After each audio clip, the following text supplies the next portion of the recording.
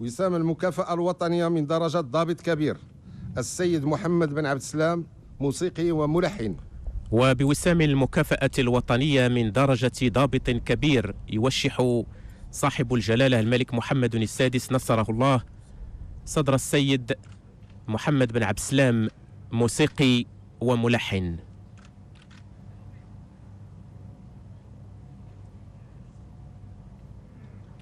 هي مناسبة عظيمة لاستحضار المنجزات العظمى. المرحوم عمر الطنطاوي، موسيقي وملحن، يتسلم الوسام ابنه السيد نور الدين الطنطاوي. بوسام المكافأة الوطنية من درجة ضابط كبير يوشح جلالة الملك حفظه الله المرحوم عمر الطنطاوي، موسيقي وملحن، ويتسلم الوسام من جلالة الملك حفظه الله ابنه السيد نور الدين الطنطاوي. السيدة خناتة بنونة، كاتبة وأديبة.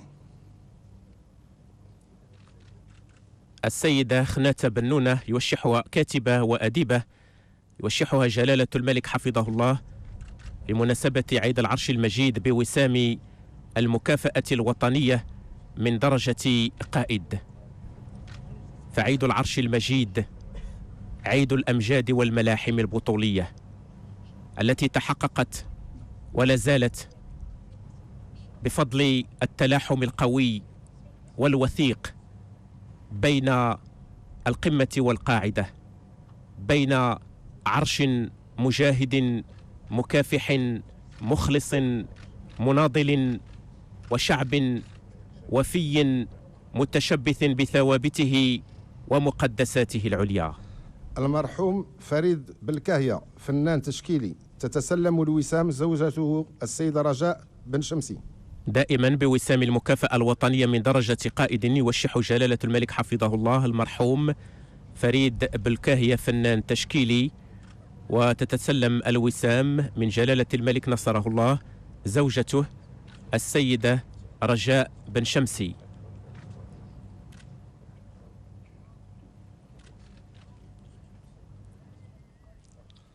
السيد عبد اللطيف الدشراوي، مخرج مسرحي. السيد عبد اللطيف الدشراوي، مخرج مسرحي، يوشحه جلالة الملك حفظه الله بوسام المكافأة الوطنية من درجة قائد.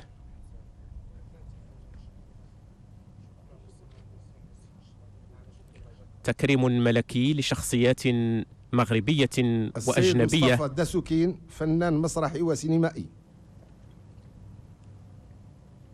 السيد مصطفى الدسوكين، فنان مسرحي وسينمائي، يوشحه جلالة الملك كذلك بهذه المناسبة المجيدة، مناسبة عيد العرش، بوسام المكافأة الوطنية من درجة قائد.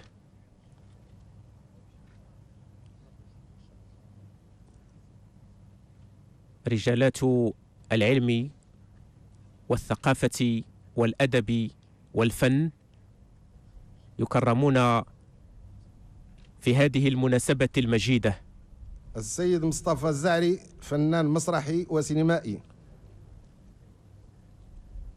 السيد مصطفى الزعري، فنان مسرحي وسينمائي، يوشحه جلالة الملك حفظه الله كذلك بوسام المكافأة الوطنية من درجة قائد.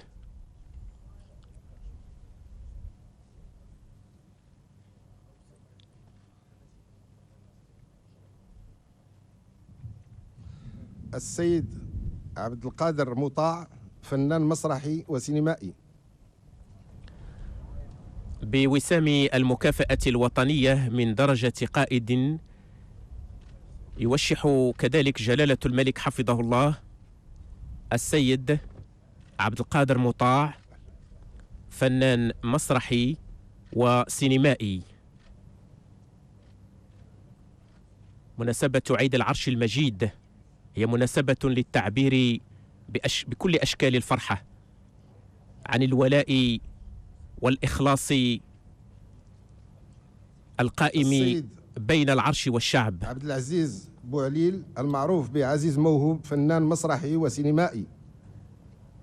يوشح جلالة الملك حفظه الله كذلك بوسام المكافأة الوطنية من درجة قائد السيد عبد العزيز بوعليل المعروف بعزيز موهوب، فنان مسرحي وسينمائي.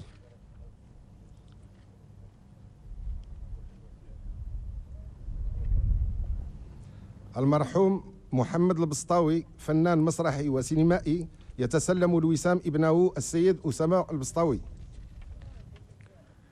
المرحوم محمد البسطاوي فنان مسرحي وسينمائي